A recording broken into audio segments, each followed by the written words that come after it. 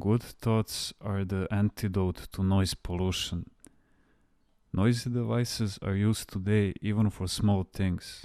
It is therefore important, if we ever find ourselves in a noisy place, to fight noise with good thoughts, rather than say, do not use this or do not use that, because it makes noise. We should start thinking good thoughts. For example, when you hear a spraying machine, you could try to imagine that it's coming from a helicopter and think something like, what if one of the sisters had become gravely ill and the helicopter were coming to take her to the hospital? Wouldn't I be upset then? Thank God we are all well. This is the kind of situation that needs cleverness, to practice the art of creating good thoughts.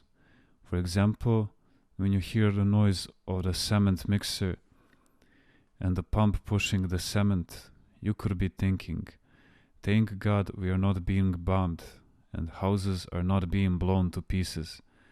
We have peace and people are building new homes. Geronda. What happens when one's nerves cannot take it anymore? Shattered nerves. What does that mean? Could it be that it's your thoughts that are shattered? Where is your creativity? There's nothing better than a good thought. Someone had built a house in a very quiet place. Eventually, a gas station was built on one side of him, and a new road was opened on the other. Then a club was built that played loud music until midnight. The poor man could not sleep. He began using earplugs and started taking sleeping pills. He was going mad. He came to see me. Geronda. Such and such is going on. I cannot find peace. What must I do? I am thinking of building another house elsewhere. You should think good thoughts, I replied. Think what would happen if a war were going on. Tanks are being built in the gas station, and there is a hospital nearby that is full of injured people. Then they tell you, stay here. We will guarantee your safety. You can go out of your house freely, but only up to a certain point, because you may come under fire. Or you may stay inside and no one will bother you. Wouldn't you then consider your house a blessing? This is why you should be saying to yourself, thank God, there is no war and people are well, going about their business. Next door, they are repairing cars instead of building tanks. There is really no hospital nearby and no war casualties. It is not tanks that are passing by, but cars that are taking people to work. Bring good thoughts to mind, and your heart will be filled with a doxology to God. So the poor man understood that what matters most is to confront problems with the right frame of mind, and he left in peace. Little by little, he managed to deal with the situation with good thoughts. Eventually, he threw away his pills and had no problem sleeping at night. Do you see how a good thought can help us deal with troubles? Once I was on a bus and the driver turned the music on really loud. A group of pious young men reminded him that there was a monk on the bus, repeatedly making signs to him to turn it off, but without success. In fact, he turned the music even louder. Let him be, I told him. It doesn't matter. The music is holding the ice to my chanting. God forbid, I thought. If there had been an accident nearby and they had to put the injured in our bus, how would I bear to see people with broken legs and heads? Thank God that people are not only well but actually singing.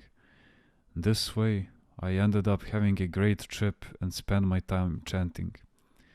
Let me give you another example, to show you how a good thought can help us deal with all kinds of situations. I was in Jerusalem, once with an acquaintance of mine, and there was some sort of festivity. They were celebrating some feast and were constantly crying out, Allah. It was a madhouse. Sing to him with loud shouts, praise him with loud clashing cymbals. You could not understand what they were saying. It went on all night long. My acquaintance got upset and spent the night sitting by the window. He did not sleep a wink, but I slept like a baby by just bringing to mind only good thoughts. I brought to my mind the scene of the Hebrews, Exodus from Egypt, when they sang unto the Lord after crossing the Red Sea, and I was deeply moved. This is how you, too, should confront a difficult situation. Think good thoughts. Let's say, for example, a door slammed. You must say, if, God forbid, something bad had happened to a sister, if she had fallen down and broken her leg, would I be sleeping now? Now it is only a door that slammed. She must have to do something for the monastery, but if you start criticizing her, thinking, here she goes again, slamming the door, such a careless person, you will not find peace. The moment you start having such thoughts, the devil will come and upset you. At night, you may hear an alarm go off. You hear it once, and after a few minutes, you hear it again. If you start thinking good thoughts, this soul must have been very tired. She is probably having a hard time getting up. It is good that she slept another half hour and then got up to do her spiritual duties. Then you will not be annoyed or upset that someone woke you up. But if all you can think of is yourself and how the alarm clock woke you up, then you will be saying, what is going on in this place? Can't anyone get some rest? Thinking good thoughts is the best form of ascesis. There is no greater help than good thoughts.